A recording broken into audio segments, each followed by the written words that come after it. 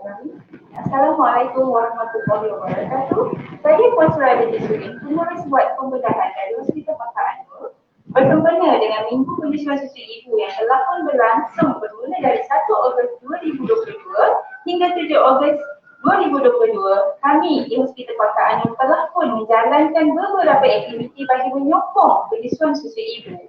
Dengan tema pada tahun ini, Step Up for Breastfeeding, Educate and Support. Pada hari ini kita merasa sangat bertuah kerana kita akan mendapat kupasan ilmu dari barisan panel di majlis ilmu kita yang bertajuk Penyusuan Susu Ibu yang Berjaya, Mengapa dan Peranan Siapa. Sebelum itu, izinkan saya memperkenalkan barisan panel kita yang lagi bijaksana pada hari ini. Di sebelah kanan saya dan juga sekali adalah Dr. Jelal Sa'ari selaku konsultan tadi adalah pensyarah akademik Tamadun Islam dari Universiti Teknologi Malaysia Kuala Lumpur. Terima kasih kerana sudi datang, Doktor. Di sebelah kanan saya, Dr. Wan Masliza binti Wan Daud, pakar obstetrik dan gynekologi. Dan di sebelah kiri saya adalah Dr. Syed Abdul Hamid bin Syed Abdul Hamid, pakar kanak-kanak. Baiklah, sebelum kita memulakan bicara pada pagi ini, izinkan saya menyampaikan polisi penyusuan susu kebangsaan yang berbunyi, semua ibu digalakkan menyusukan anaknya dengan susu ibu sahaja dari lahir sehingga umur 6 bulan dan meneruskan sehingga anaknya berumur 2 tahun. Manakala makanan tambahan perlulah dimulakan semasa anak berusia 6 bulan. Baiklah, soalan saya untuk Dr. Zilal.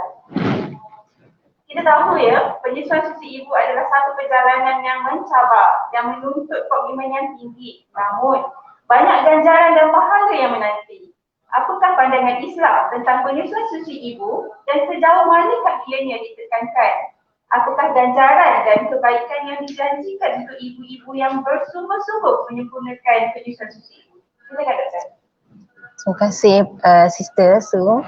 Assalamualaikum warahmatullahi taala wabarakatuh. Bismillahirrahmanirrahim. Pertama sekali saya ingin mengucapkan tahniah kepada Hospital Pakar An-Nur kerana bersama-sama kita meraihkan dan menyebarkan ilmu pengetahuan, maklumat dan kebaikan penyusuan susu ibu sempena sambutan penyusuan susu ibu sedunia. Jadi berkaitan dengan soalan daripada moderator sebentar tadi, apabila bercakap tentang adakah Islam memberi penekanan terhadap penyusuan susu ibu? Maka jawapannya yang pendek adalah ya, sangat memberi penekanan. Jadi di hari ini dalam masa yang singkat ini saya akan meringkaskan di manakah Islam memberikan penekanan tersebut. Okey, yang pertama sekali sudah tentulah rujukan kita yang utama iaitu Al-Quran. Jadi moderator menyebut bahawa ibu melalui kesusahan, kesakitan, kepayahan itu telah diiktiraf, disebut di dalam surah Luqman di mana Allah berfirman wasainal insana biwalidayhi hamalathu ummuhu wahnan ala wahnin. Wahnan ala wahnin itu adalah satu uslub Arab yang menunjukkan bahawa kepayahan demi kepayahan, dia bertimpa-timpa. Jadi ibu ni nak hamil sakit, nak bersalin sakit dan menyusu itu sakit, dan ayat ini dia bersambung dengan wafisaluhu dan tempoh untuk memutuskan susunya. Kenapa Al-Quran dia sebut menyusu? Dia sebut hamil, okey, kemudian disebut menyusu dan tempoh menyusu itu okey dalam masa yang tertentulah. Okey, jadi ini menggambarkan bahawa Islam memberikan satu penekanan terhadap penyusuan susu ibu, mengiktiraf. Okey, kemudian kita faham bahawa dalam surah Al-Balad disebut wa walidin wa ma walad laqad khalaqnal insana fi kabad. Perkataan kabad. Kabad itu maksudnya susah payah. Jadi kehidupan manusia ini daripada dalam rahim ibu sebelum dilahirkan sehingga keluar tu, baby nak menyusu tu sebenarnya bukanlah satu perkara yang mudah sebenarnya. Baby nak hisap, betul tak doktor? Nak hisap susu tu dia perlukan effort yang rahang-rahang dia semua kena bekerja dengan keras. Okey, kemudian saya beri terus pada penekanan di dalam Al-Quran. Cuba tuan-puan teka ada berapa ayat Al-Quran yang menceritakan tentang penyusuan susu ibu? Moderator lah jawab.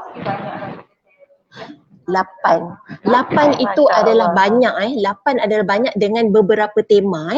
Saya pecahkan kepada beberapa tema, iaitu 3 tema tentang saranan Islam untuk ibu bapa memberi fokus ataupun perhatian kepada siapa yang akan menyusukan bayi.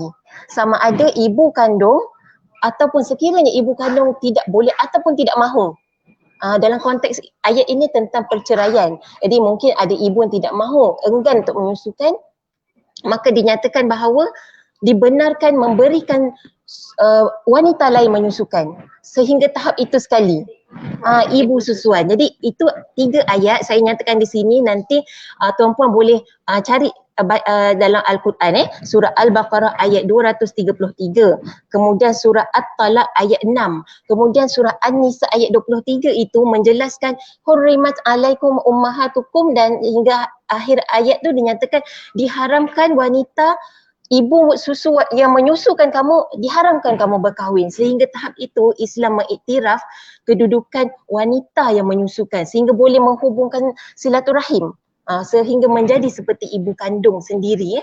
Okey, kemudian dalam surah Al-Qasas 2 ayat menceritakan kisah Nabi apa? Nabi Musa yang dilahirkan dalam keadaan situasi yang kritikal. Rajanya sangat zalim, ingin membunuh bayi, tapi apa yang Allah ilhamkan kepada ibu yang sedang ketakutan, ibu Nabi Musa yang sedang ketakutan itu, Allah ilhamkan, susukan dulu. Kenapa susu dulu? Kenapa sediakan dulu bahan barang-barang atau sediakan persembunyian ke tak? Susukan dulu. Walaupun Nabi Musa diriwayatkan sangat takut, tapi dia kena menyusukan dulu, kemudian dihanyutkan ke sungai. Dan disambung lagi dalam surah Al-Qasas, kisah penyusuan juga bila permaisuri Asiyah berjumpa dengan bayi, terus mengalir rasa kasih sayang. Dan Nabi Musa yang sedang menangis itu, apa yang terdetik di fikiran Asiyah? Mencarikan ibu wanita yang boleh menyusu. Tetapi Allah menghalang wanita lain untuk menyusukan Nabi Musa kerana Allah dah takdirkan ibu Nabi Musa yang akan kembali dipanggil, tapi dalam keadaan rahsia lah. Dia tak boleh, Raja Fir'aun tak boleh tahu itu adalah Nabi, adalah ibu kepada bayi ini. Okey, yang ayat yang seterusnya tadi surah Al-Qasas ada ayat 7 dan ayat 12, kemudian surah Al-Hajj ayat 2 menceritakan tentang peristiwa di hari kiamat. Hari kiamat yang bila dinyatakan bahawa ibu-ibu yang sedang menyusu akan melepaskan bayi yang disusukannya. Dia merasa lalai kerana ketakutan akibat dahsyatnya hari kiamat tersebut. Tetapi ada para mufassirin yang mentafsirkan bahawa di akhir zaman ibu-ibu semakin ramai yang tidak mahu, tidak boleh menyusukan. Jadi itu satu sama-sama yang boleh kita insafi. Kemudian surah Al-Ahqaf dan surah Luqman ini kembali mengingatkan manusia untuk bersyukur, berbakti kepada ibu yang telah banyak mengorbankan. Okey, ada berapa minit lagi?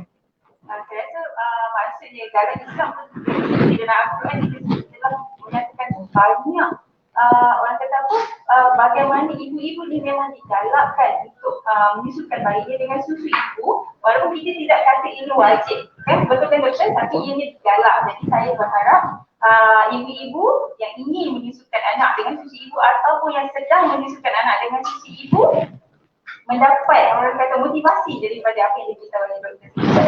Betul. Dengan jawapan yang sangat padat. Baiklah, saya percaya ibu-ibu yang sedang hamil ataupun yang bakal untuk melahirkan anak tidak lama lagi, yang ingin menyusukan anaknya dengan susu ibu, perlu membuat persediaan. Jadi dari segi mental, emosi, fizikal dan juga pengetahuan berkaitan dengan susu ibu bagi memastikan penyusuan susu ibu itu berjaya kelak. Dr. Wan, boleh tak Dr. Wan ceritakan sedikit apakah dalam persediaan ini yang perlu ada bagi ibu? Assalamualaikum warahmatullahi taala wabarakatuh, dan selamat pagi pada semua yang hadir pada pagi ini dan juga di dalam talian. Berikutan ulasan yang saya dengar daripada Dr. Zilal, saya rasa sangat teruja dengan betapa banyaknya ayat-ayat dalam Al-Quran yang memberi rangsangan kepada ibu-ibu untuk menyusukan bayi. Jadi untuk ibu-ibu ya yang bakal menjadi ibu dan ibu yang nak jadi ibu lagi, ya. Jadi saya rasa bermulalah dengan niat dahulu, niat yang suci untuk menyusukan anak. Pada saya setiap benda yang kita buat adalah mesti ada niat, betul? Jadi bila kita berniat, ada rasa kesungguhan untuk menyusu, insya-Allah kita akan cari jalan. Okey, untuk ibu-ibu ni apa yang perlu ada sebenarnya untuk kita rasa bermotivasi untuk menyusukan anak kita sehingga 2 tahun seperti yang disarankan. Ini adalah bukan sesuatu yang mudah, ya. Yang pertama, kita kena ada niat yang bersungguh-sungguh di mana kita nak menyusukan anak untuk memberikan susu yang terbaik. Susu terbaik di dunia adalah susu ibu. Ya, bukan susu lembu, bukan susu kambing. Ya, and then kita nakkan keakraban, hubungan kita dengan bayi yang disusukan di saat mana dia berada di pangkuan kita. Ya, dan mestilah seorang ibu itu mempersiapkan dirinya dari segi ilmunya. Ilmu yang orang kata lengkap, yang jelas tentang kebaikan susu ibu itu sendiri. Seperti mana yang telah Dr. Said jelaskan ya pada hari Isnin tak silap saya di Facebook kita. Ya, so banyak ilmu yang kita boleh dapat sekarang, bukannya susah. Ya, orang kata Google je pun boleh dapat ilmu tu. Ya, kita ada hujung jari. In fact kita ada ramai kaunselor-kaunselor breastfeeding ya. Sekarang in fact boleh juga jumpa pakar pediatri atau ONG sendiri untuk mendapatkan ilmu. Saya tak perlu kupas dengan lebih lanjut lah pasal ilmu. Dan kita juga sebagai seorang ibu perlu tahu cabaran-cabaran. Cabaran ibu yang menyusu ni macam mana. Ya, di saat melahirkan, di saat mengandung, apa preparation kita. Sebagai contoh pemakanan kita yang macam mana. Pemakanan yang sihat, yang healthy, cukup minum airnya, cukup rehatnya, exercise setiap hari, ya. Bukan kita nak buat sesuatu tapi tak ada usaha. Semasa mengandung lagi kita kena berusaha. Jaga berat badan kita, ya. Jaga terlebih, jangan terkurang. Ikut apa yang disarankan, ya. And then semasa kelahiran, semasa kelahiran adalah dari segi emosi pada saya. Emosi sangat penting ya seorang ibu untuk mental tu kena kuat sebab kita dalam keadaan kepenatan yang bersalin, ada ibu mengambil masa yang tempoh masa yang sangat lama untuk melahirkan.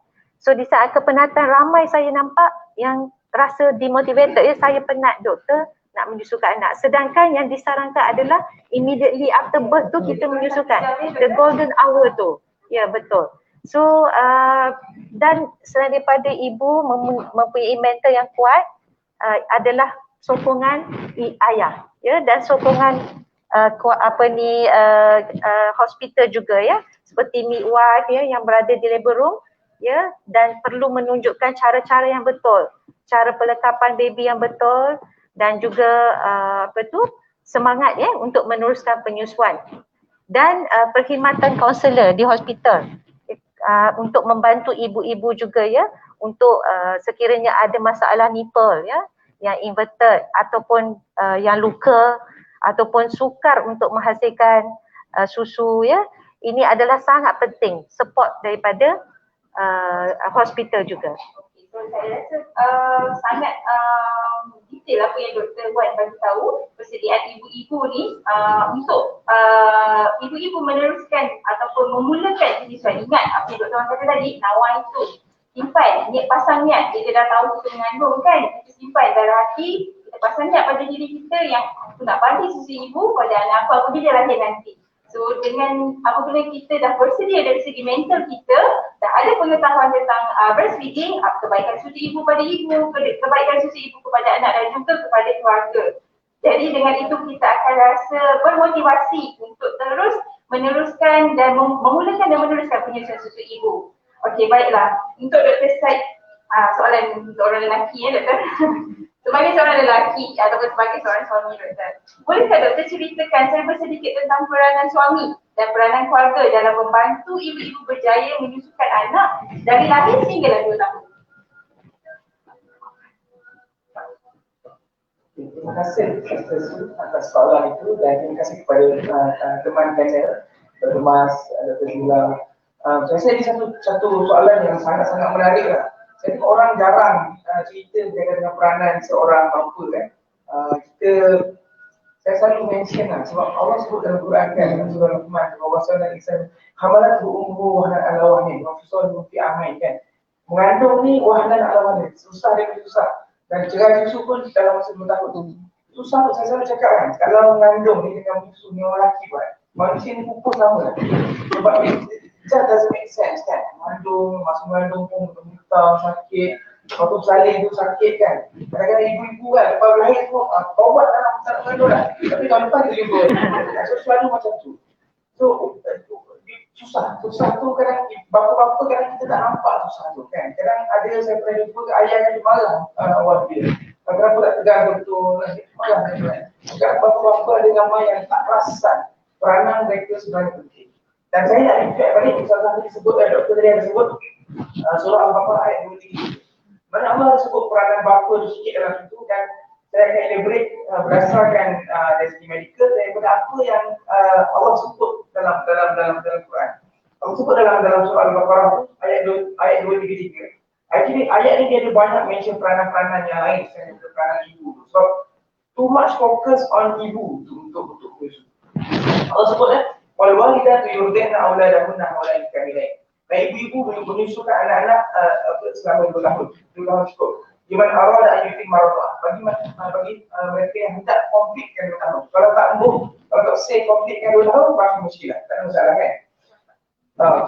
Lepas tu Allah sambung. Allah kata wa'alal mauludi lahu rizquhunna wa kiswatuhunna bil ma'ruf. Tanggungjawab bagi seorang bapa itu, tanggungjawab seorang bapa itu adalah rizquhunna, rezeki bagi makanan bagi dia, bagi rezeki bagi dia. Kalau tengok terjemahan memang banyak mention rizquhunna ni itu kepada memberi makanan kepada ibu. Sedangkan rizquhunna ni dia bukan setakat refer kepada makanan, dia refer kepada macam-macam ilmu yang lain kita akan bincang. Kemudian wa kiswatuhunna bil ma'ruf dan memberinya pakaian. Kiswah ni macam kiswah Kaabah kan. Kiswah ni adalah clothing, covering. Kiswah tu dia bukan sahaja bermakna pakaian dengan baju, dia refer kepada clothing, dia refer kepada dia lebih besar daripada just semata-mata pakaian semata-mata. Kan? Kemudian Allah sebut, so tengok ayat ini memang sangat-sangat menarik lah Allah kata. Allah habis tu Allah sebut, la tukallifu nafsan illa wus'aha. Allah tidak memberatkan seseorang itu melainkan apa yang dia mampu. Kan? Maknanya tidak adalah minimum standard. Maksudnya kalau pakaian mesti macam ni, mesti macam ni. Allah tidak letakkan standard melainkan pada kemampuan dan keperluan. Sebab Allah sebut tadi, rizquhunna wa kiswatuhunna bil ma'ruf. Berdasarkan pemahaman keadaan semasa ma'ruf ni refer kepada macam-macam. Dia bukan refer kepada satu standard current point. So dan Allah sambung lagi lepas tu wa'alal warith wa'alal warith mithluha. Allah sebut pada waris pun ada peranan dia. Waris pun ada peranan masing-masing. So kita tengok pada ayat ini kan Allah sebut kewajipan seorang bapa itu dia kena bagi rezeki, bagi makanan, bagi keperluan yang mencukupi kepada seorang ibu itu. Sebab mengandung itu susah, melahirkan itu susah, menyusukan itu susah. Kadang-kadang kita fikir kita telan kita makan ni senang kan.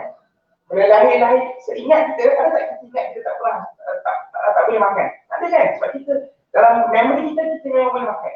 Tapi dalam bidang lain sebagai seorang neonatologis kan, nak makan tu susah. Sebab nak telan nak hisap tu 34 minggu boleh hisap. Sebelum 34 minggu baby tak boleh hisap. Dan baby yang 34 minggu kita kena ajar dia macam nak hisap dan sebagainya. So proses nak hisap atau telan tu susah. So benda-benda ni kita kena belajar. So bawa balik pada soalan dalam peranan seorang bapa itu. Okay, so yang pertama ni adalah perlu menyediakan seperti Allah sebutlah pakaian yang sesuai kepada ibu. Dan pakaian itu kita kena fikirlah, maknanya pakaian itu sekarang ni ada banyak pakaian yang sesuai. Ada baju yang boleh buka mudah untuk penyusuan, ada nasi cover kan. So kita kena sediakan benda-benda itu.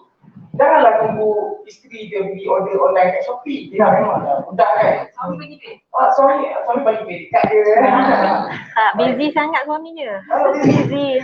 So suami kita bagi kemudahan kepada isteri untuk beli. Sekarang ni alhamdulillah dekat beli Shopee online dan sebagainya kan.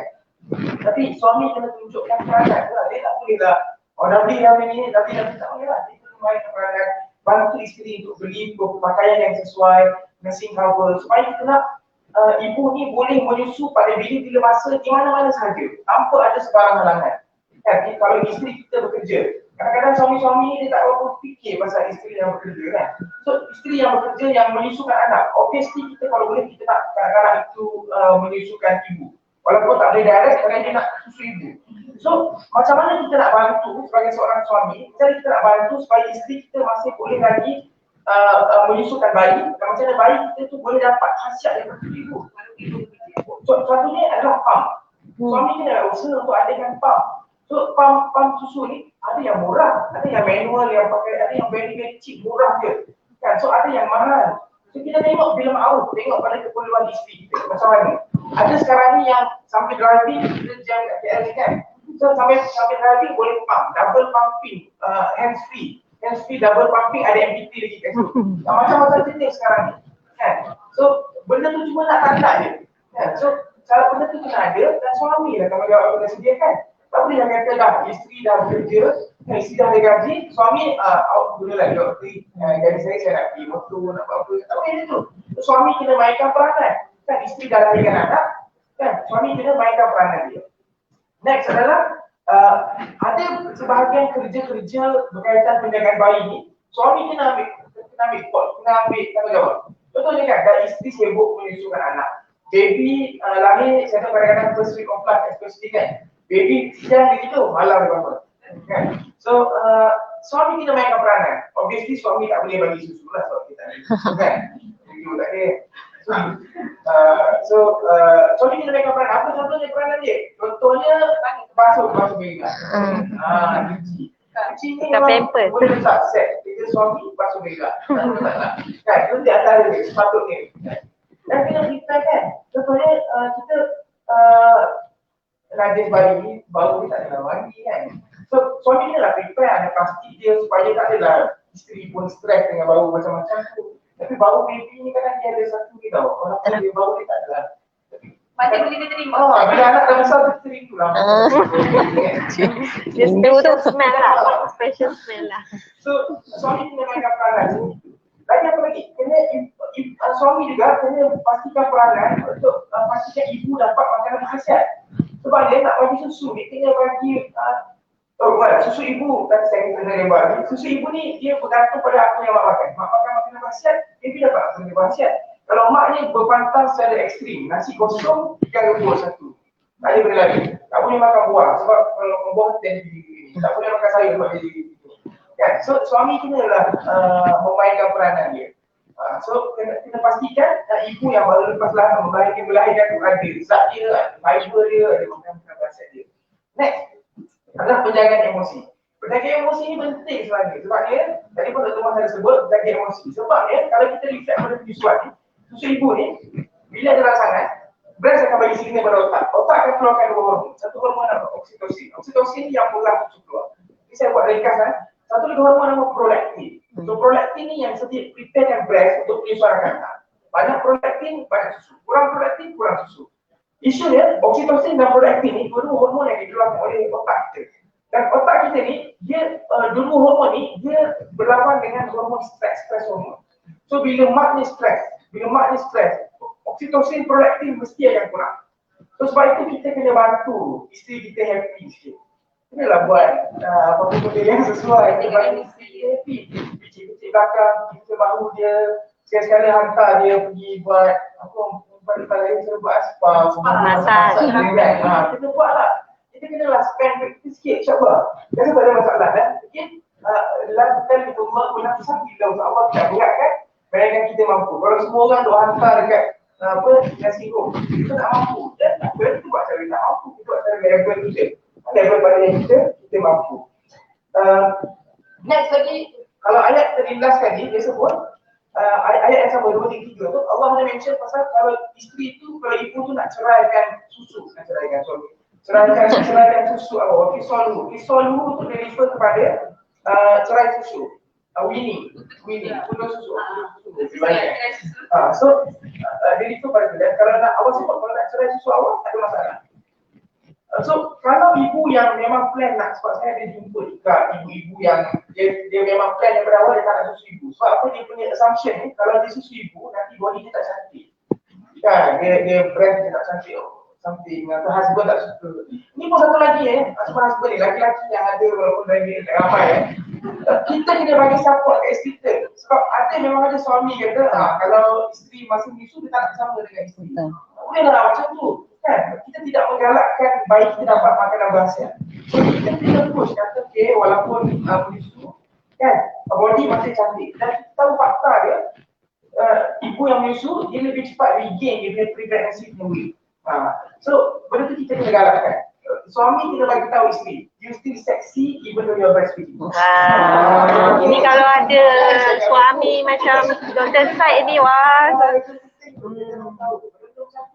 Ini kena jemput banyak golongan bapa-bapa ni.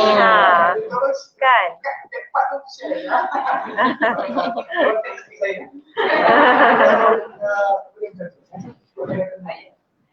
Wow, saya kalau saya berharap sangat para suami ada yang menyaksikan kita punya FB Live ni, sebab saya rasa dekat sini saya ada nampak 2-3 orang suami so saya haraplah para suami sekalian, anda adalah orang yang paling dekat sekali dengan isteri untuk support dari segi emosi, dari segi memberi peralatan.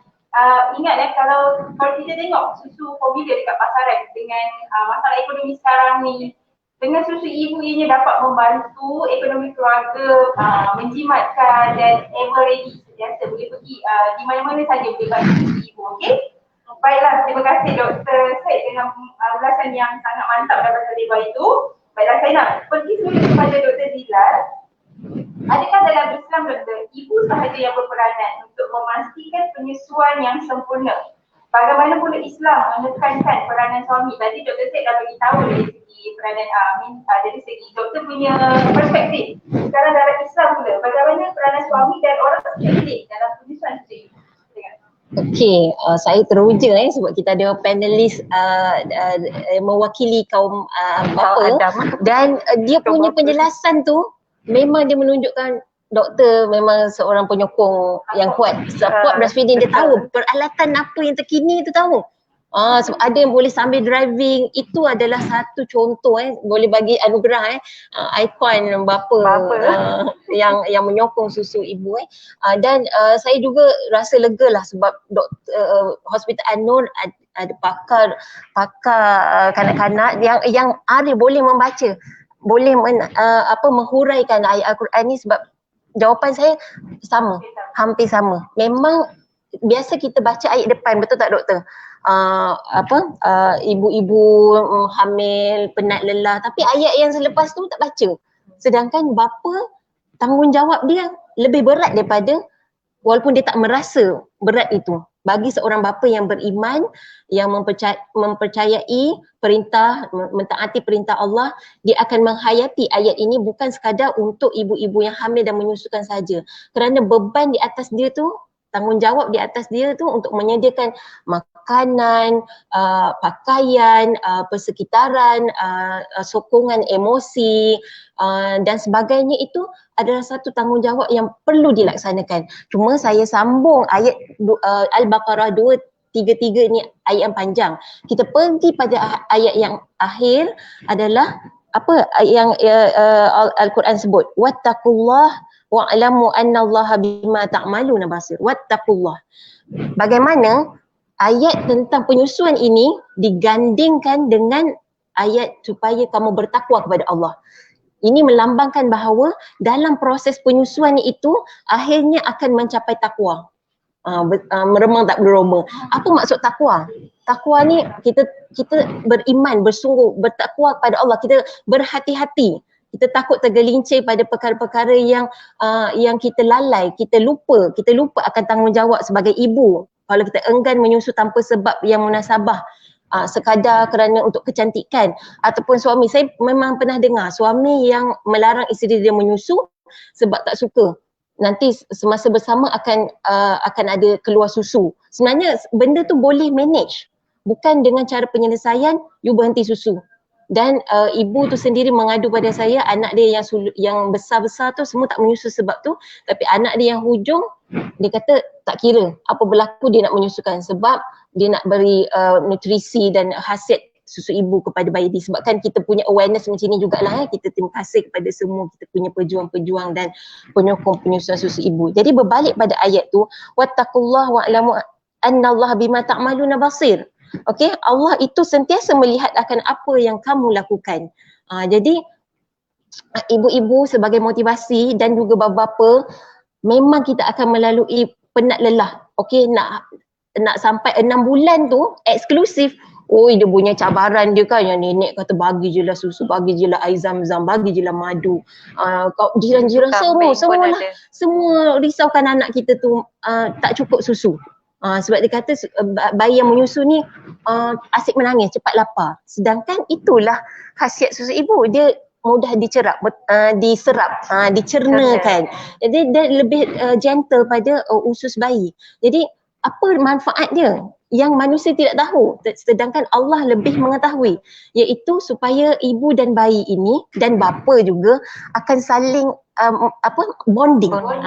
Kuat bonding itu kan, psikologi dia, ibu ni akan lahir rasa kasih sayang dan hormon-hormon oksitosin tadi mengalir pada bayi, dan bayi yang banyak kajian ni, bayi yang menyusu dengan disusukan dengan susu ibu, dan ibu tu kena pastikan dia juga dalam keadaan yang tenang.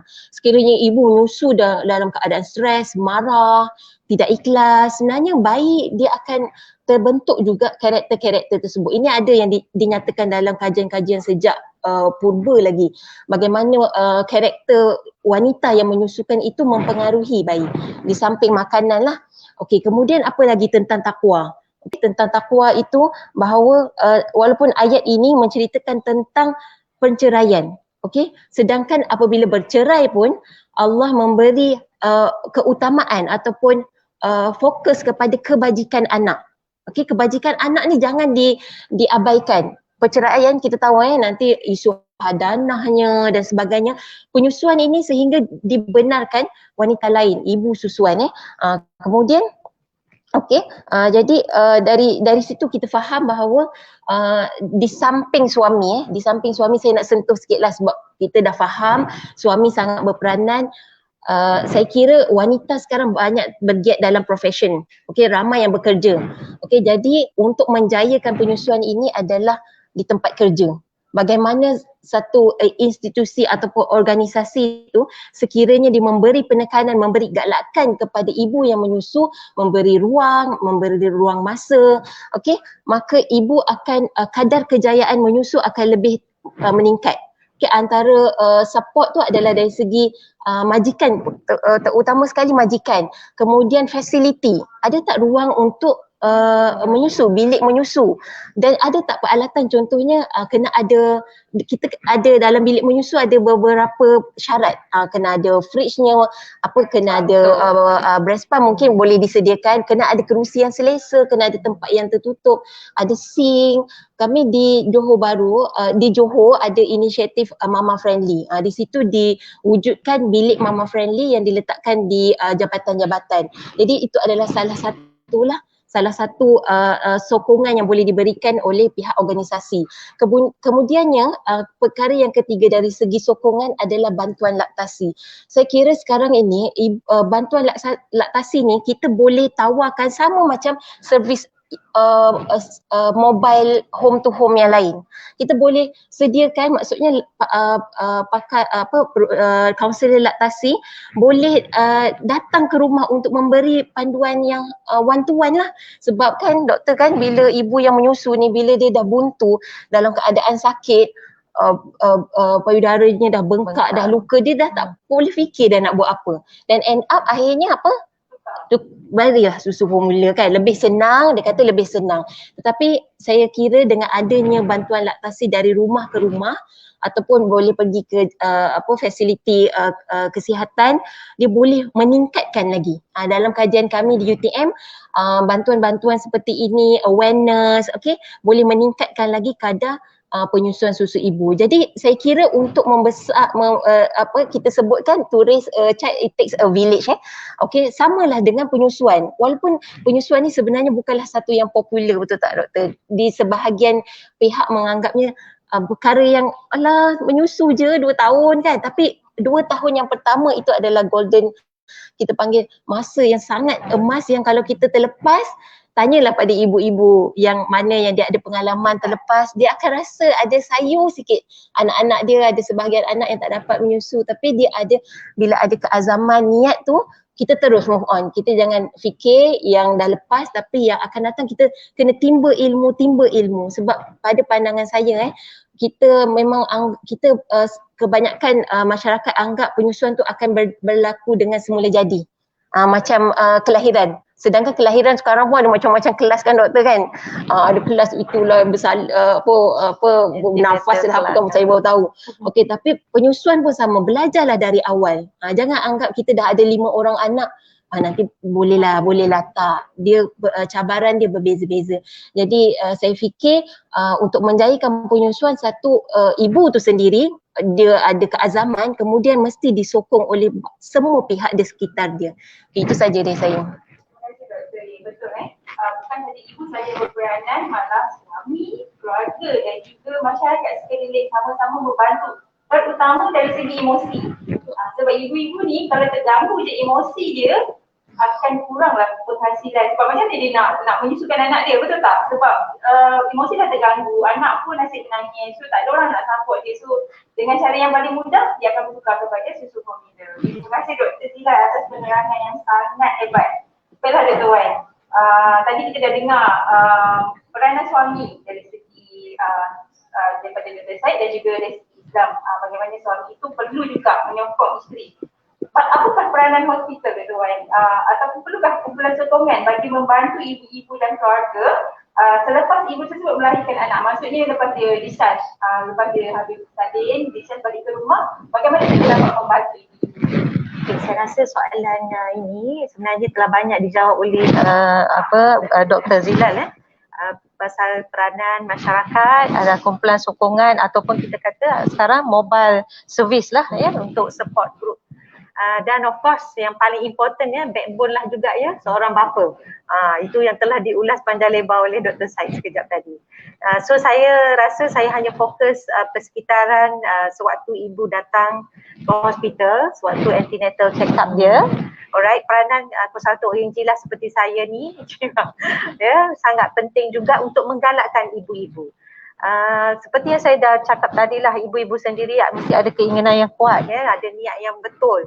Dan sebagai ONG konsultan, saya sendiri sebenarnya penyokong breastfeeding ni, dan itulah peranan kita sebenarnya untuk support the ibu.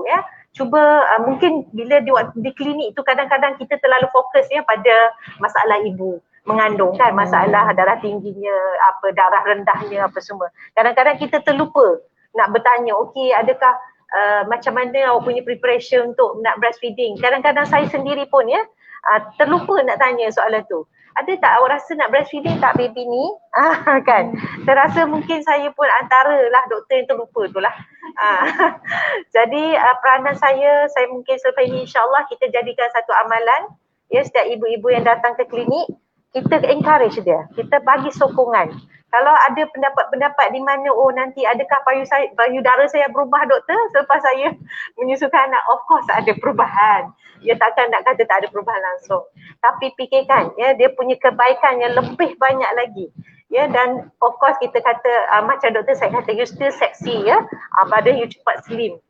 Itu benda-benda yang kita boleh encourage ibu. Betulkan dia punya salah faham dia. And then sepanjang mengandung, macam saya cakap tadi juga, kita encourage untuk pemakanan yang sihat, minum air yang banyak, exercise yang setiap hari dan juga cadangkan makanan-makanan yang bersesuaian lah, macam milk booster tu untuk ibu-ibu juga. Dan kurangkan rasa stres dan marah ya, sebab ibu ni secara fisiologinya dia memang senang marah. Dia senang apa kita panggil mood unstable sikit. Jadi kita kena satu peranan doktor jugalah untuk apa orang kata selalu dengar ya dengan masalah-masalah patient yang datang sebenarnya nak datang untuk check up mengandung ya, tapi sebenarnya pengalaman saya sendiri banyak ibu-ibu yang turut meluahkan perasaan ya di luar daripada masalah mengandung ya. Kadang-kadang bila dia sudah rasa selesa dengan kita, dia rasa ada bonding dengan kita ya, dia rasa macam kita ni salah seorang psikologi dia, klinikal psikologi dia juga kot ya. Dia meluahkan perasaan masalah dia di rumah, masalah dengan anak-anak yang ramai kat rumah ni ya, dengan mengandung je lagi, ada yang masih menyusu ya, poor spacing.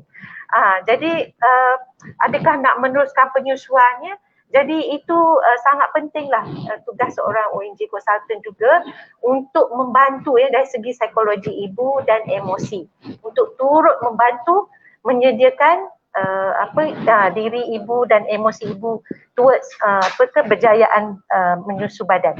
Dan peringkat kelahiran dia ya, masa macam saya sebut tadi, kelahiran tu sangat penting ya, momen-momen yang sangat penting di saat melahirkan anak ya. Ada ibu dia sangat motivasi, dia datang dengan birth plan already. Keluar baby je saya nak terus breastfeeding. Dengan baby keluar darah-darah tu dia terus nak breastfeeding kadang-kadang. Terus nak skin to skin, which is very very good. Ya. So saya selalunya akan menjelaskanlah kepada ibu-ibu. Okey, bukan kita tak support kadang-kadang ya, bukan kita tak nak bagi direct skin to skin. Tapi kalau baby keluar dalam keadaan yang tidak elok ya, Dr. Syed macam tidak menangis ke atau biru ke ya. So tugas doktor untuk nak stabilizekan baby tu dahulu. Tapi kita lah tugas kita untuk menerangkan ya pada ibu. Kadang dia kata, doktor kenapa tak bagi skin to skin kat saya? Kadang ada patient yang bertanya macam tu, question kita. Kenapa? Saya kata, okey puan, anak puan ni macam ni, macam ni. Itu peranan kita. Dan juga midwife ya di labor room. Immediately after bersalin, saya selalu tengok kepada keselesaan ibu. Kalau dia terlalu penat, saya akan tanya, puan nak menyusu anak terus ke atau nak rest dulu sekejap? Atau minum dulu ke secawan air coklat ke at least? Ya. Tapi orang kata kita tidaklah melepaskan golden hours tu. Ya, tapi kita tengok juga kepada keadaan ibu itu sendiri. Dan of course kita akan kita juga sebenarnya walaupun kita punya aim adalah untuk mengejar breastfeeding hospital friendly, breastfeeding friendly ni, tapi of course kita mempraktikan direct breastfeeding semua di labor room lah. And then di ward pula ya, kadang-kadang ibu ni terlalu penat, dia kadang tidur berjam-jam lepas bersalin. Kadang-kadang saya datang round pun dia masih tidur. Saya tanya, dah nyusu anak dah belum puan? Belum lagi, terlalu penat doktor. Kadang-kadang injection yang untuk penahan sakit ya, painkiller yang kita bagi pada ibu tu kadang-kadang memang mengantuk. Even kesan side effect dia, even epidural sendiri ya, memang mengantuk kadang-kadang. So betul. So itulah sangat pentingnya staff nurse kita di ward ya. Walaupun kita tak walaupun mungkin serta-serta hospital tidak ada support group yang sempurna, tapi staff nurse kita yang di ward maternity especially ya, tolong kita sama-sama bantu ibu ya untuk bantu dia ambil baby, positionkan dia di ward ya. And then tengok macam mana teknik dia pegang. Kadang pegang baby pun salah. Dia punya kekok orang kata. Kalau saya tengok ini salah, kadang saya pun teruja nak betulkan, nak apa. Ini pegang macam ni, pegang your nipple macam ni, betul si. Kan? Lepas tu baby macam mana nak stimulate. Kadang dia bagi alasan pagi tu, baby saya tidur je doktor. Berjam-jam dah tidur. Saya kata, betul ke baby awak tidur ni ke hypo ke apa kan? Risau juga. Jadi macam mana nak kejutkan baby bangun apa semua. Kadang ibu-ibu dia tak ada ilmu ni. Jadi kita yang kena bagi input tu. Okey, kena buka dia punya bedung dia ke, kacau macam ni kan. Itu antara benda-benda yang kita boleh bantu ibu lah. Position and then bantu macam mana baby tu kalau yang jadi tidur tak nak bangun tu. Ya, and then ibu tu sendiri di saat dia kepenatan ya. Itulah pentingnya seorang doktor, seorang staff nurse, apatah lagi seorang bapa ni. Saya tengok kadang-kadang ibu penat bersalin, dia pun penat tidur juga. Tidur, dia pun sama layan juga tidur. Betul lah, sepanjang bersalin tu kadang ayahnya pun tak tidur juga kan, faham tu. Tapi maksudnya sama-sama, support yang kuat tu yang kita inginkan, insyaAllah. Itulah peranan hospital, bukan sahaja suami pun ada keluarga, tapi kita sebagai jururawat yang berada di ward, di level room, especially masa baby dah keluar, first initiate tu kan, kita lakukan 1 jam pertama selepas bayi dilahirkan. Andainya ibu dan bayi tu dalam keadaan yang sihat, tidak ada apa-apa masalah, kiranya ibu tu mampu untuk terus kita buat apa, skin to skin. So kita sebagai jururawat kita bantu ibu tu, especially untuk first time mother. Even though dia dah anak 2-3, kadang-kadang dia terlupa juga, ibu tu terlupa. So kita sebagai jururawat kita sama-sama membantu. Jadi terima kasih Dr. Wan. Dan soalan saya untuk Dr. Syed, okey, melihat dengan situasi sekarang Dr. terlalu ramai dijangkiti dengan jangkitan saluran pernafasan. Bagaimana seorang ibu yang mengalami jangkitan saluran pernafasan seperti influenza, COVID, apakah mereka masih boleh meneruskan penyusuan susu ibu tersebut? Terima kasih Ian atas soalan itu. Terima kasih masih menjawab soalan. Saya sangat berminat dengan satu ayat sama juga dalam surah Al-Baqarah ayat 23. Allah sebut la tudarra walidatun biwaladiha wala mauludun lahu biwaladihi. Allah tak nak kita ibu itu jadi terseksa, jadi terdarurat disebabkan oleh kelahiran anak, dan bapanya pun sama. So ni peranan yang orang lain semua boleh mainkan, pihak hospital, pihak masyarakat, pihak keluarga. Kita kena bantu penyusuan, bantu ibu dan bapa tersebut. Dan satu lagi benda yang saya nak sebut juga pasal golden hour. Maaf lah, saya menjawab soalan orang lain. Golden hour tu memang sangat penting saya sebagai seorang pakar kanak-kanak. Apa yang kita suruh pastikan, bila baby tu dah stable, memang kita akan pastikan baby dia dapat pergi pada ibu dia, walaupun lepas usaha cesarean. Jadi saya rasa elemen yang sangat penting. Lebih cepat kita letak baby pada ibu, lebih cepat kejayaan penyusuan. Malah kadang-kadang bila baby yang masuk ward, baby yang masuk, ada banyak kajian. Even baby yang ventilator, baby yang pakai mesin, baby yang perlu respiratory support, di antara kadang-kadang ibu dia tak mampu nak keluarkan susu sebab ibu stres, Stimulation. memang ada ibu yang dapat postpartum Depression. sebab separation dengan bayi dia, malah saya besok memang sampai dia 2 bulan. So dia disebabkan itu. So apa yang kita buat kadang-kadang di antara kaedah yang bagus adalah kita buat kangaroo care, kangaroo mother care, kangaroo father care. So maknanya kita letak baby tu, walaupun baby ventilator pakai mesin apa semua, kita letak baby tu di atas dada ibu. So ibu pakai baju yang boleh buka kan, dia buka, dia letak baby skin to skin kan, dan di cover kan. Ini pun dibuat di seluruh dunia. Kangaroo mother care ni adalah satu practice yang dibuat di seluruh dunia. Banyak study session dia akan kurangkan duration ventilation, dia akan kurangkan risiko NDC, diimprovekan mother tu boleh cepat menyusu, di-shortenkan duration baby tu dalam hospital. So ini sangat-sangat penting. Ini sangat-sangat penting. Okey, mohon nak jawab soalan. Okey, berkaitan dengan situasi sekarang, kalau ibu ada COVID, sekarang ni hampir semua orang ada influenza. Orang ada influenza ni kita ada kawan pun. Sekolah kita influenza, kena mycoplasma, kena ALI, macam-macam sakit ada semua kan. Ada sakit saya minggu ni kena influenza A, minggu lepas kena influenza B, nasib baik C dengan D dengan influenza kan.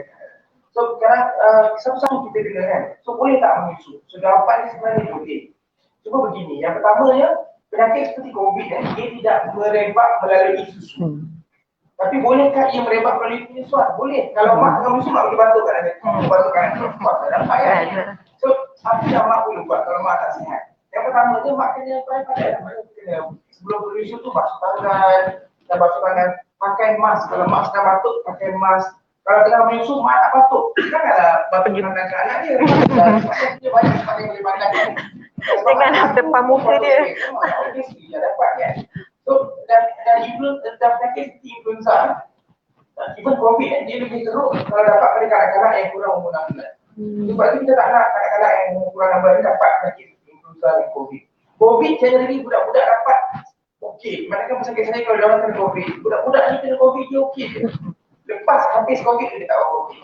Ramai yang even everyday ramai budak-budak yang masa kena COVID, okey. Lepas habis COVID tu, habis HSO tu, start semua busy. yang asma dah bertahun-tahun tak ada attack, tiba-tiba dandan pun bawa kena attack, semua lepas COVID. Kebanyakan saya tengok macam tu lah. Yang so lepas COVID ni yang problem. Tapi bagi kanak-kanak yang kurang 6 bulan, mereka ni berisiko lebih tinggi. Dapat masalah. Kita tak nak dia juga. Okey, poin saya yang pertama, COVID, influenza tidak merebak melalui susu. Susu dia tak ada bawa virus tu. Dia tak bawa kuman tu. Tapi dia boleh merebak melalui kalau ibu tu tidak jaga praktis, tidak jaga praktis, hygiene, basuh tangan, kemudian pakai mask dan sebagainya. So ibu kena jaga itu. Tapi yang bagusnya adalah study section, extensive study section, antibody boleh ada dalam susu ibu. So even COVID kita jumpa antibody terhadap COVID ada dalam susu ibu. So bila ibu tu menyusukan anak, ibu tu pernah dapat vaksin COVID, ibu tu pernah kena COVID.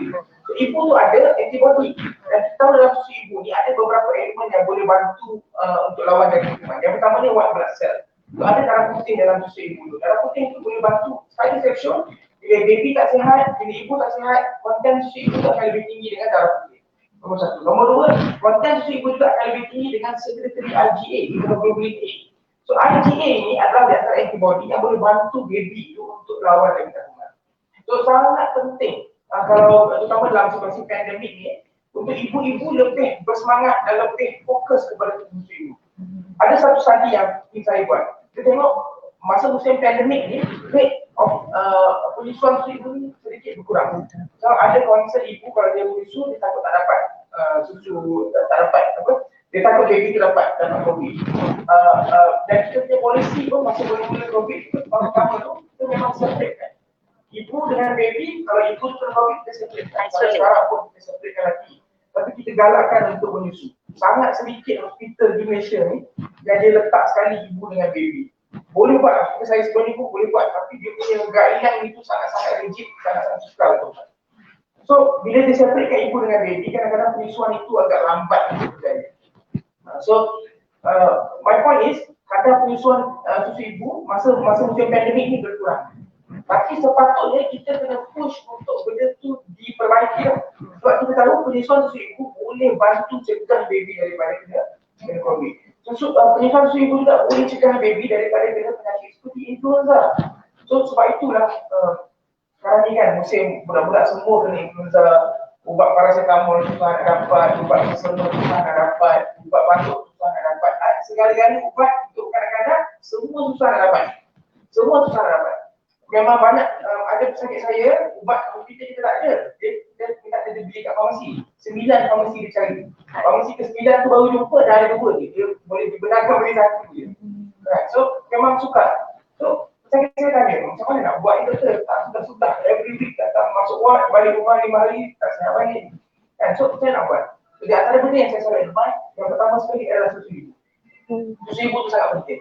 So IgA, WBC dan juga satu lagi, susu ibu tu tinggi dengan prebiotik dan probiotik.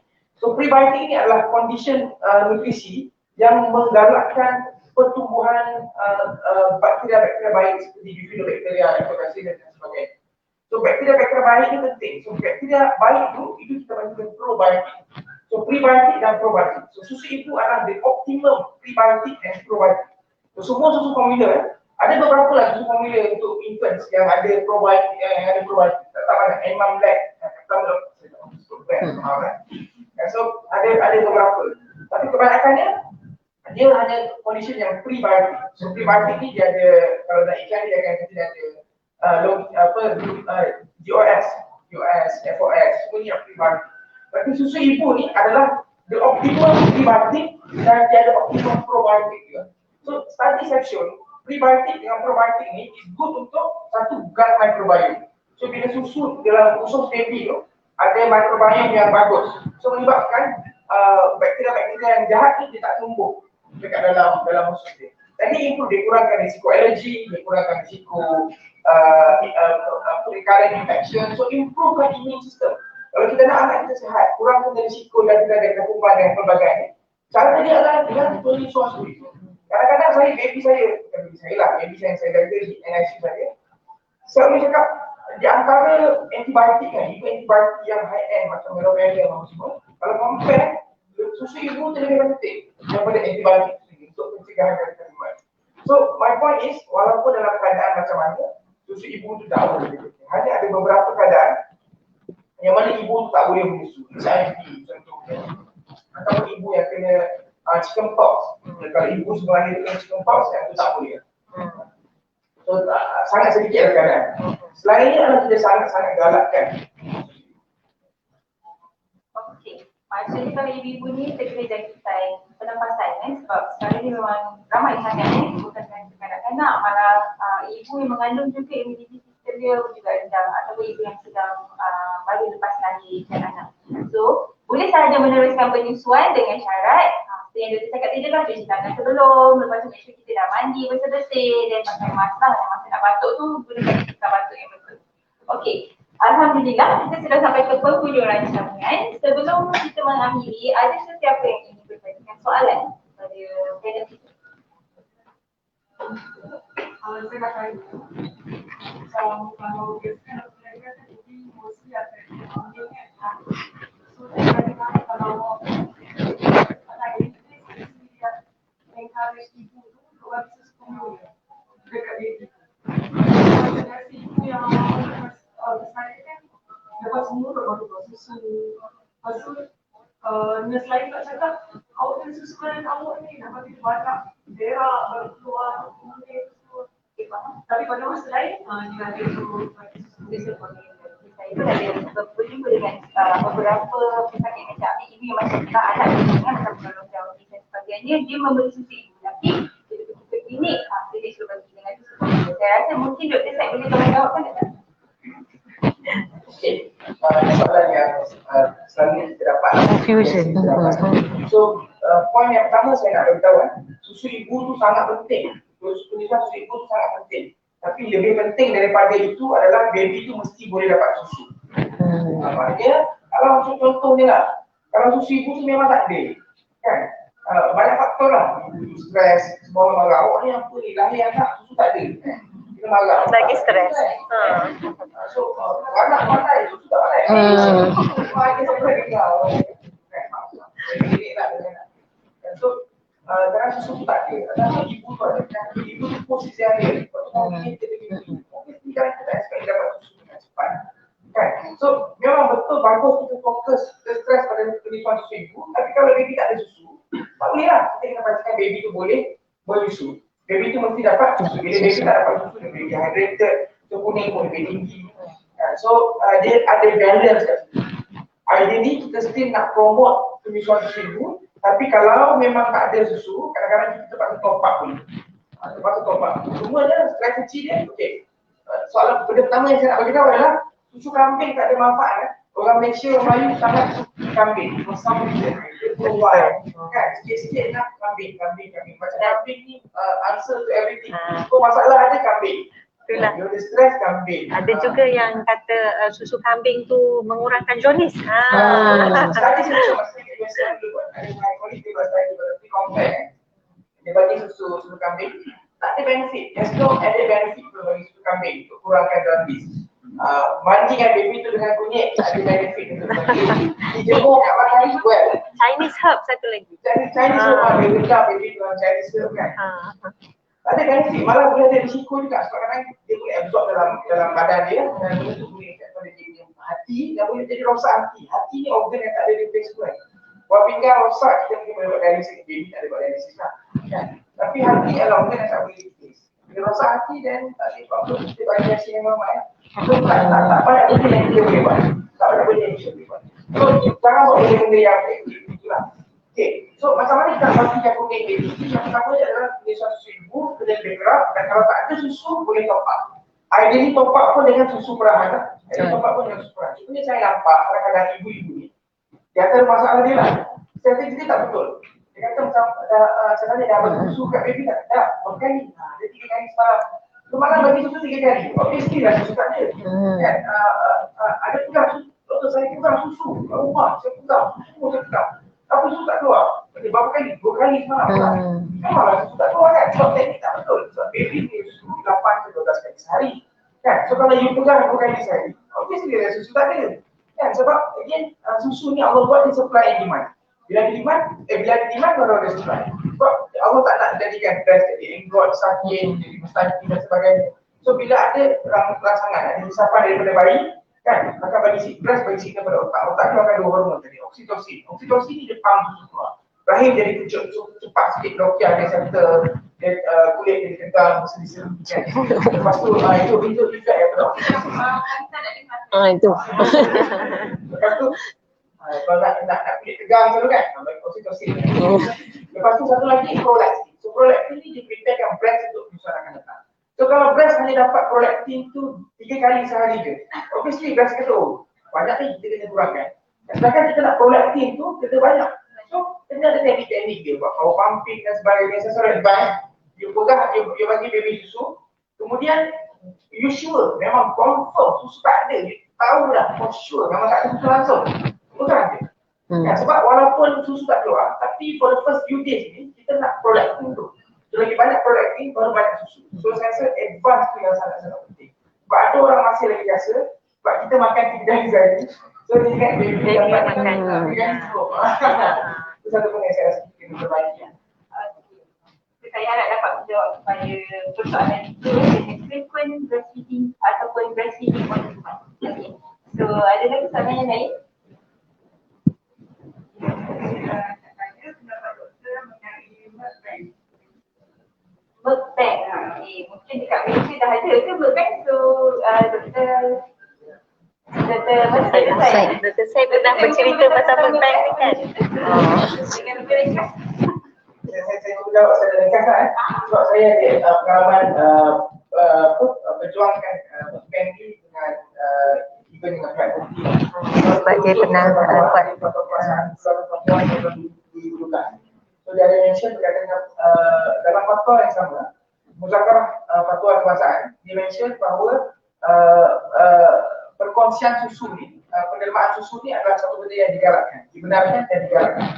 Cuma ya, dalam fatwa tersebut dia mention penubuhan bank susu ibu ni tidak dibenarkan. Itu haram dari sudut Islam disebabkan isu radha'ah, isu anak susuan. Kalau kita lihat fatwa daripada ulama-ulama yang besar pun, contohnya Prof. Wahbah Zuhaili dalam tulisan yang dilakukan, Prof. Wahbah Zuhaili pun ada mention bahawa sama juga dia mention bahawa perkongsian susu, penerimaan susu ini digalakkan, tetapi disebabkan faktor elemen anak susuan itu, yang itu yang menyebabkan ia jadi haram. Malah ketika kami di UAE dulu, malah di antara saya punya AJK itu ada seorang itu husband dia bekerja di pejabat mufti. So even husband dia kata jangan ibu masuk dengan ini sebabnya apa-apa kita tanggung. Sebab benda nak dapat anak susuan dan sebagainya. So benda tu benda besar. Tapi milk bank ni benda lama, bukan benda baru. Milk bank ni ada ibu-ibu dah seluruh dunia ni. Di US, masa saya di UK kita ada milk bank. So khasiat dia, kepentingan dia sangat bagus. Cuma ni milk bank ni di negara-negara Islam ni hampir tak ada. So milk bank yang pertama di dunia yang mengakui mereka patut syariah adalah di Singapura. So Singapura di bawah Muiz yang ada di Singapura, dia telah keluarkan fatwa yang membenarkan penubuhan susu.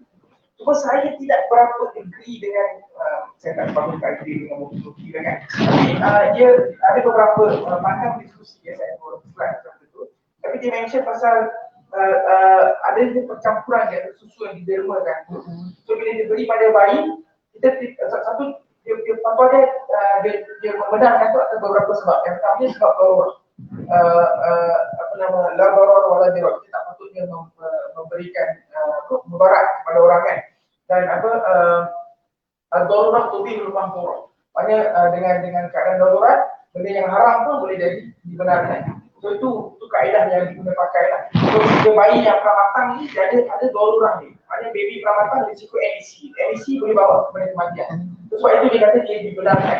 Kemudian ada percampuran susu, bila bagi susu pada bayi itu kita tak dapat pasti dengan dia ada elemen ketidakpastian. Susu itu didermakan oleh ibu yang makan. Sebab dicampurkan susu. Sebab itu bagi dia dibenarkan. Tapi apa yang kita propose di Malaysia ni, atas kerjasama UAE dan juga saya ada banyak juga perbincangan dengan UM, dengan UKM dan juga bagi fatwa Terengganu, Pahang dan juga KKM lah, KKM pun kita ada communication yang rapat dengan KKM HQ dan juga di beberapa negeri. Sekarang ni KKM belajar awal lepas telah meluluskan beberapa bajet beberapa juta untuk menubuhkan World Bank di seluruh Malaysia. Dan World Bank yang pertama ditubuhkan oleh tim saya dulu di UiA. Kita tubuhkan World Bank Patuh Syariah yang pertama. Kita namakan pun Halimatus Sa'adiyah, Mother Support Center. Sempena ibu susu kedua bagi Nabi. Bagi Nabi kita susu obviously pertama dengan ibu bagi dia sendiri, saya kena Aminah. Kemudian dengan Suhaibah Aslamiyah yang pertama tu, tapi sekejap sekian lama dengan Halimatus Sa'adiyah. So kita tambahkan sempena itu. Cuma apa yang kita buat? So apa yang kita cuba propose di Malaysia ni, yang pertama ni ada data yang very clear. So ibu mana yang menderma, berapa banyak yang dia derma, berapa kali dia menderma, dan susu itu juga dapat kepada bayi yang mana. So, ini data yang very clear kita buat dalam proses untuk kita wujudkan dengan teknologi blockchain dan sebagainya. Masih belum lagi lah kita faham blockchain teknologi. Tapi kita cuba nak buat begitu. Dan kita kawal. So ibu ni, contohnya ibu ni setuju nak jadi ibu susuan ke tak?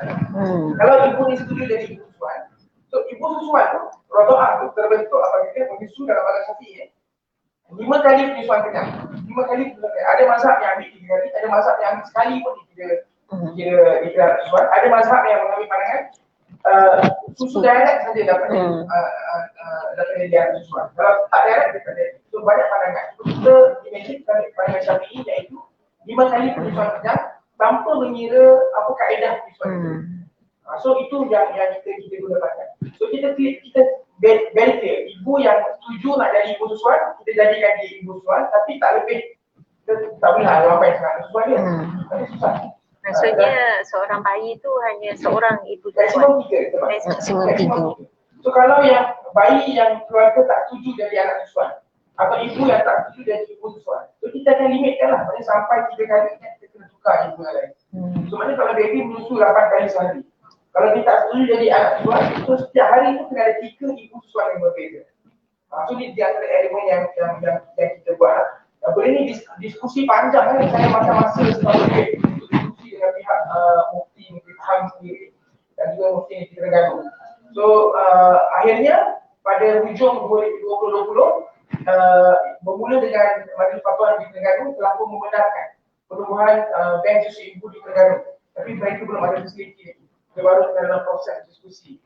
Dan di Pahang, sebulan selepas itu, November 2020, telah pun meluluskan penubuhan bank susu ibu di Kuantan. So, dan sekarang pun kita dah praktis. Satu bagus di Selangor, di Selangor ada kad abang. Selangor ada kad anak susuan. So kalau kita ada susu, kan, ada anak susuan, kita boleh daftar kan, dan dia bagi kad abang. Di Pahang kita masih belum ada proses lagi. Di Pahang kita bank tu akan keluarkan kad abang. Dan kita juga dalam proses untuk bincang dengan JPN. Kalau dalam IC kita boleh letakkan ni anak susuan boleh satu. Jadi lebih mudah proses. Saya pun berpendapat penting sangat untuk letakkan dalam IC ataupun kad ni, sebab kita takut nanti dia lost untuk mungkin dia lupa Betul. dia dah besar atau ayah pun terlupa untuk ingatkan anak susuan tu. JPN ni susah sikit sebab dia nak masuk dalam dewan. Yang penting kita kena ada flat lah. Dia kena ada registration Ya, lah. betul. Kena ada Yang proper. lah. Baiklah, Alhamdulillah. Terima kasih. Sudah sampai kita ke hujung rancangan. Okey, banyak informasi yang telah kita dapat dan semoga ianya memberi manfaat kepada ibu-ibu dan bakal ibu-ibu untuk menyusuan susu ibu yang berjaya. Terima kasih saya ucapkan kepada barisan panel pada hari ini, dan susu ibu bukanlah satu perkara yang mudah, tetapi ianya mempunyai perjalanan yang sangat mudah. Akhir kata saya akhiri dengan wabillahi taufiq wal hidayah. Assalamualaikum warahmatullahi wabarakatuh. Terima kasih.